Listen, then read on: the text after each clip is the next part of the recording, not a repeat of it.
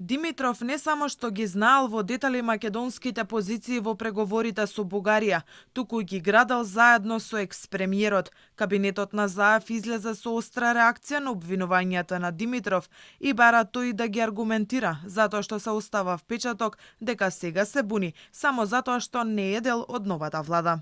Доколку Димитров е против било што од позициите кои сме ги изградиле заедно, чесно е заради народот да го каже тоа и да објасни зошто, бидејќи во спротивно останува само впечатокот дека неговото неучество во идната влада е причина за ваквите неточни и шпекулативни јавни манифестации, со цел однапред да се става товар на недоверба во владата.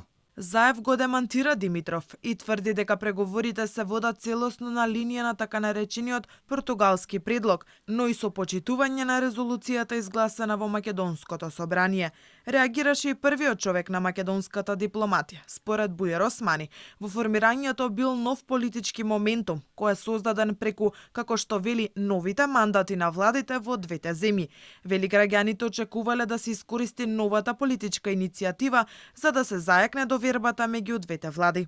Резултат на ова активност е веќе договорената посета на високата владина делегација предводена од премиерот Петков на Скопје на 18 јануари, а во постојана комуникација со нашите колеги од Бугарија. Веќе работиме да постигнеме согласно за одржување и на заедничка седница на двете влади само една недела подоцна или на 25 јануари. Од успехот на овие посети ќе зависи и насоката и силината на новиот моментум во односите меѓу двете земји и од тука сите активности кои ќе го загрозуваат овој успех ги сметам за непродуктивни и нефер.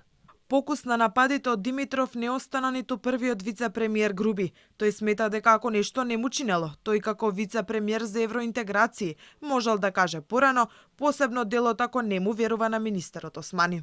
Може би било добро тоа да го каже на почетокот или да пристапиме кон градење на таа доверба помеѓу Османи и Димитров, но јас сум убеден дека граѓаните немаат никаква основа да имаат недоверба ниту во Османи, ниту во владата, затоа што на крај на криштата се е транспарентно.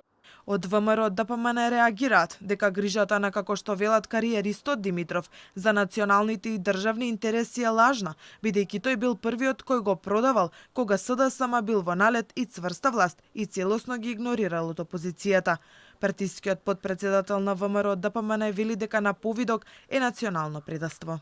Она што го видовме денес од Димитров, без разлика на нивните натрепартиски надмудрувања и проблеми, тоа не би го коментирал, тоа си е натрепартиска состојба во СДСМ, но она што го видовме јасно покажува е дека СДСМ и владата имаат намера да направат национално предавство во однос на Бугарија.